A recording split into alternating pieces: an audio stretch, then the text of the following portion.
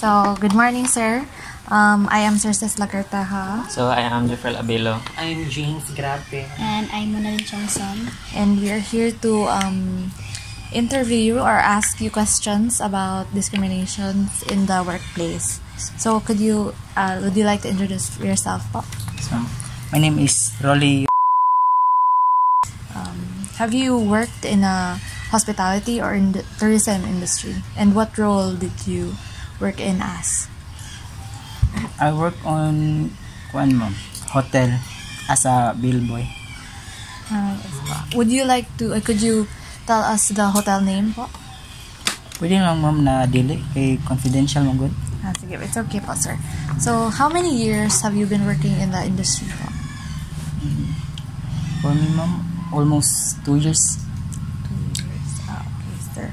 So, have you personally experienced or witnessed any forms of discrimination in your workplace? And if so, could you share it to us in detail? Yes ma'am. Daghan na kay ko na experience na discrimination as a bellboy sa akong gitabuan dyan. Then, kuan ka ng asa usually yung mga kauban, labo kay mga friends ni mga circle of friends ko mo sa imong workplace ni mo. Naa. Pwede mo could you share us po your experience in regards sa discrimination niya imong nako? Yes ma'am. Pwede na ako i-share siya. Kuan ako ma'am, bali kuan to siya, first day na ako. Kay asa bago pa na trabahante sa usa ka hotel, bali i-judge pa ka ana nila kay bago pa ka, wa pa kabalo kung usa to mga dapat mo himuon. Bali ako kuan ako bali focus ko sa trabaho o manghiring ra pud ko kung say dapat na himuon na tama. So, in your first job, sir, naka-experience dayon kag discrimination? Yes sir. So, unsa po po'y lain na kanan O sa imuhang na hinumduman, unsa mga discrimination ang imong nadunggan gikan sa ila? Sa ako na nako ng as first day jud dira ka nang ikuan ka na nila pali ako ato assign ko sa paghinlo bali kuno ko na nila doton ko ato na trabaho tas sila pa kumansa silang trabaho tas bakante sila bali ako ipatuon nila ato na kuan trabaho ako ipaliho ko nila para basta bago basta ikaw nga makabusa nga fresh nga trabahante ka sa isa ka hospitality di makabantay di mga ka co-worker ni mga ay kani bago so ginakuan day kanila no nga kanang dapat siya mo nila nga ay day ato ni siyang kuanon kanang susugoon nato kay mo bago pa man mo din kasi may counter di ay mao jud na kay sa main counter nako kay ningo po na mong kuan to leader na ayun yung kuan na ng kuan ha bago kay mo dyan na ikuan sa leader kay basig di na daw mo balik mora po ito ikuan na kuan nila sa kuha napo kay na na kay na dunggan nga discrimination about sa gender identity sa inyong workplace sa like kanang nakuan ka ba ay kanang basig or kung naakay ka or bagyan kanila wala pa man pati sa trabahante sa imong mga kauban dili sila nag-discriminate og mga gender dili. About lang yung datong bago pa ka. So, how did it affect your work po, sir? Sa ako How did you handle the experience po? focus lang gid ka sa trabaho ana ma'am mo na po gihimo na ko na focus lang ko kay na po kay na po nabasahan just sa na ko na never stop learning never stop learning because life never stop teaching mo na po akong ginawa na wala na naapektuhan ang imong mental health, sir, or like kanang nakakuan ka sila ba nga lagi nga niling nisa sa kuay mo lagi ila kang api diri nga wa ka na panaw na kanang ay mundang nang siguro ko kay murag di mo comfortable diri una po ko na ma'am sir as a person man god na inantay niya na murag madown ta pero not me Di magud jud maiwasan nga Hindi kanang maiwasan. kuan anong tabo niyo magdoduwa tag kanang kuan nga kanang mundang bako dili itong sa kakuan nya. Style lang pagdaot. Syempre magnauna pa biyata nga syempre nanarbaho ta, di ba? Ano? So, okay na. Okay na. Okay, so, next question, sir. Did you try to report the discrimination that you experienced, sir? Yeah. Kasi, yes ma'am, try na ako siya report sa mong leader. Kay bali, come na siya. Leader na mo, nakadako sa mua. Tapos napadyo mas higher anak siya ha. Bali, una may sa mong kuan, head, itong leader sa, dyan na mo sa kitrabuan na mo. Sumbong mi na, ma'am, dagang kayo nagkuhan rin sa mua, ma'am. Kinadawan mi diri kay bag-o lagi ko. Mga po ito na, mga ito istoryahan mi na magkuhan daw mi. Kuhan na, magbantay-bantay lang. Mga po ito kuhan niya sa mua. Pero wala po sila nakuan nga kanang tong pagkahibalo nila nga sumbong mo, wala silang naglagot sila sa imuha kay tugan ka ni istorya mo nito yung report mo ana. Wala man. Ang bali ni kuan rato Or moral something nga nalain lang ba na. Bali ani kuan rato pag sumbong na mo napoy naminaw ato. Bali ang naminaw may na lain sa mua. Tuon nila na sila ginadaot na mo. Moto napoy uban ato nalagot napoy uban na wala lang pod. So, ano to na, sir, kanang you felt hesitant po to report the incident kay basig na ay negative consequences sa inyong part. So, how do you feel discrimination affects the overall work environment and job satisfaction in the hospitality industry? So, how do you feel ang discrimination, how does it affect the environment of your workplace po? Like kanang murag dili ba ka komportable mo trabaho sila ha or mo kung trabaho lang ikaw maning kamot na pugkag imo ana kan. Yan na po kung kuan. Murag malain po ko kay asa bali overweight na po ko ato na trabaho. Kuan sila sa ko daw padayon lang gyapon sila pero padayon lang focus sa trabaho. Focus lang jud ko sa trabaho para di na ko sila mapansin.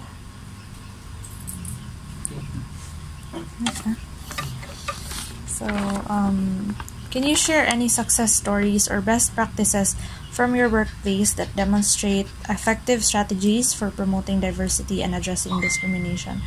So, could you, na ba mo yung experience po na kanang best practices po sa inyong workplace that affects kanang gi-address ang discrimination? Kanang naba sila ginahimo nga pareha ng seminar para mahatagag knowledge ang mga employee ba nga dapat i-stop ang discrimination or gipatawag mo kanang meeting kanang gi-orient mo ba para since namin naabot sila nga kanang kuan about discrimination nga murag sila unexpected bug ay nga ana day may tabo pud ba niya nagpatawag sila orientation para mas ma-inform po to nga kuan yun.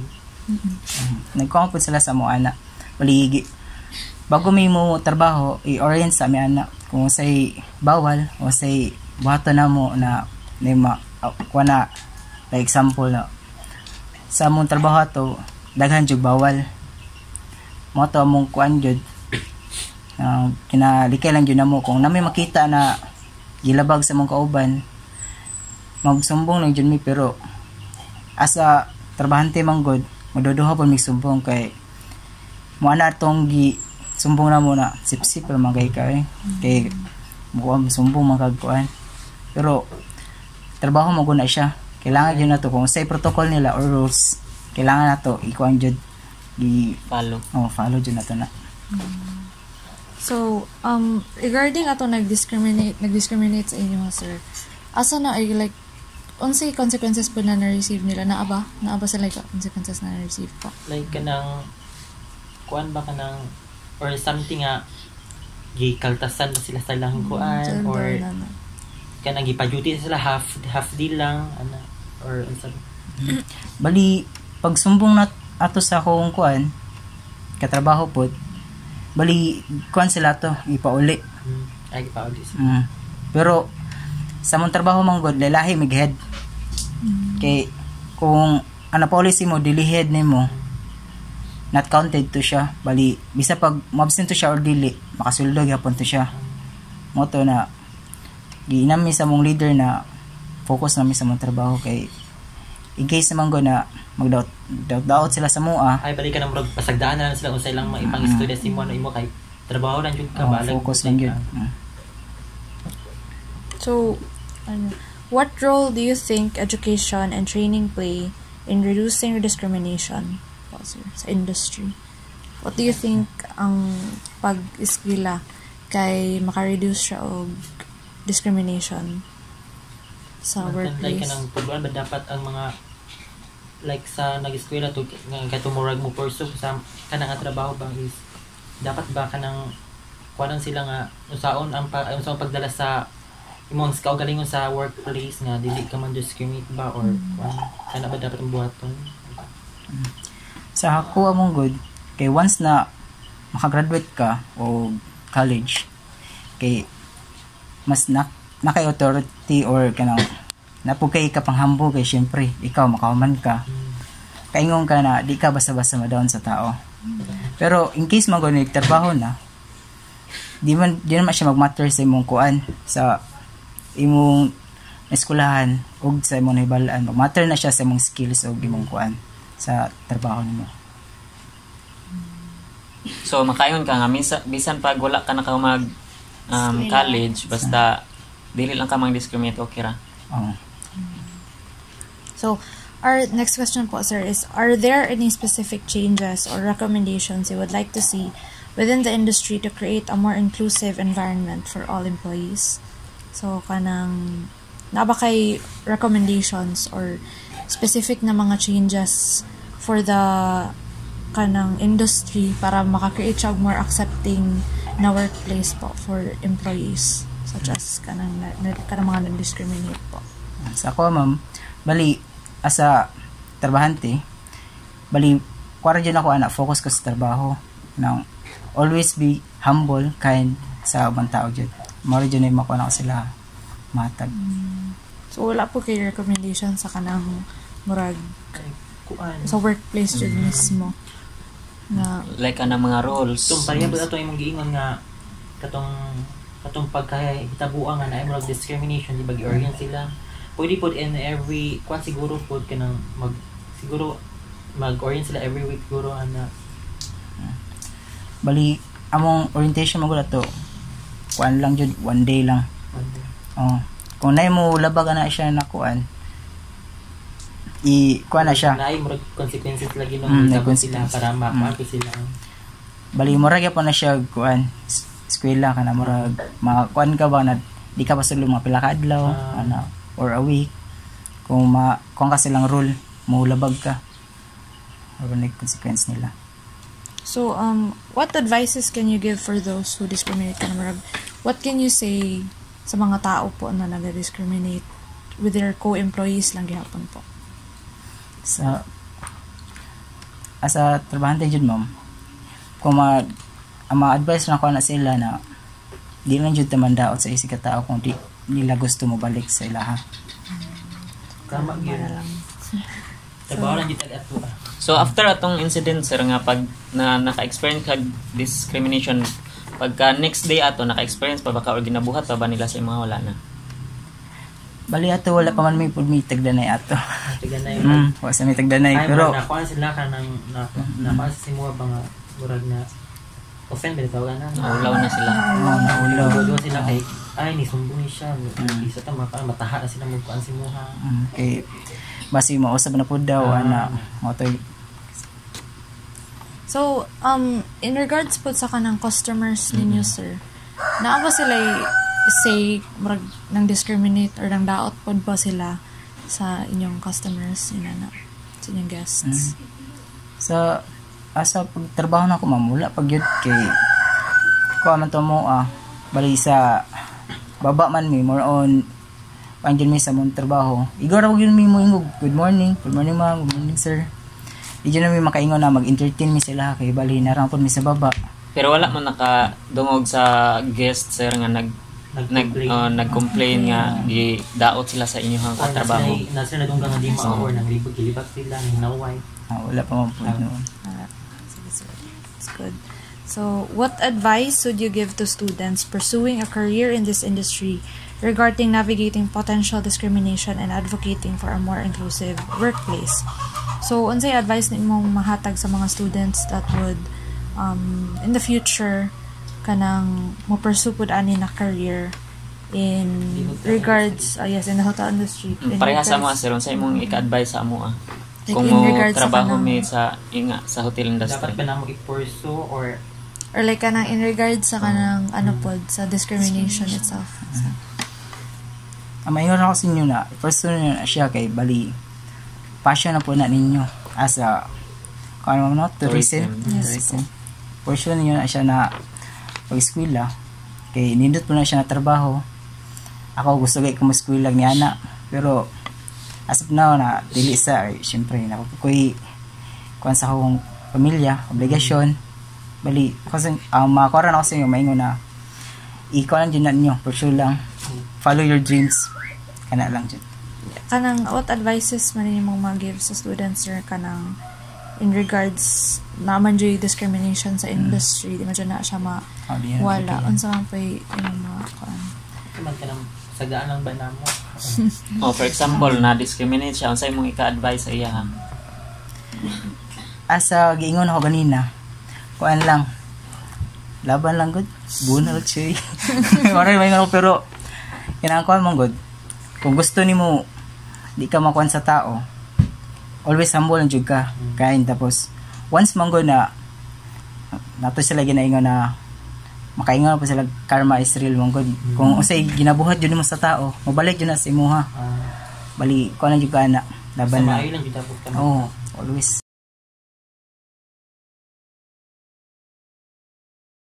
So, in your last question, sir, in your opinion, what are some of the key takeaways or lessons that students should learn from hearing about your experience and insights po? Bali, ibalik lang ko ito kung giingon ganina. Never stop learning because life never stop teaching. That's right. So, ikaw muna, may comments and suggestions or... Ikaw muna, naki-comments about the Mas naki-add. Actually, yung story is kanang interesting po ba sa tuwa kay okay. Kita estudyante gina-pursue pa man nato nga motrabaho sa mga lalayang industry, especially sa hotel industry kay some of sa tuwa man good kay kanang gusto mo trabaho sa hotel. So since nadungog man nato ang yang story nga kanang about siyang kaagi about sa hotel.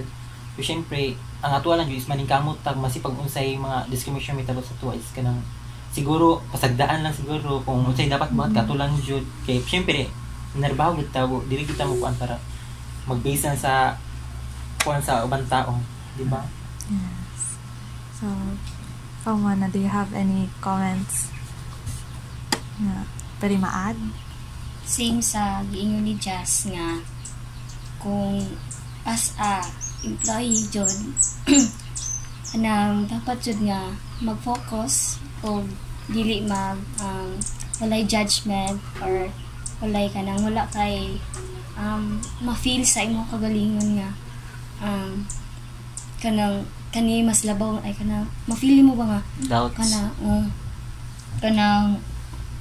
kanang gusto kay ka nga dapat dili jud nga dapat imong unhaw na jud is kanang dapat fair mo as a employee sa usa ka hotel industry or ini kind of industry nga atong masudlan nga trabaho. Ikaw? Para sa ako kay sa hotel industry kay di man gyud na tumiwasan ang discrimination no. So dapat akong ma-advise or same sa ni sir na dapat ka nang focus lang yun sa goal then dili lang yun tamang hilabot sa lain kung unsay anong specific role na to dapat diha lang ta naka-focus then example ka nang na-discriminate ka or naka-experience kag maingana na dapat kay address din nimo siya immediately sa sa mga higher rank nga imuhang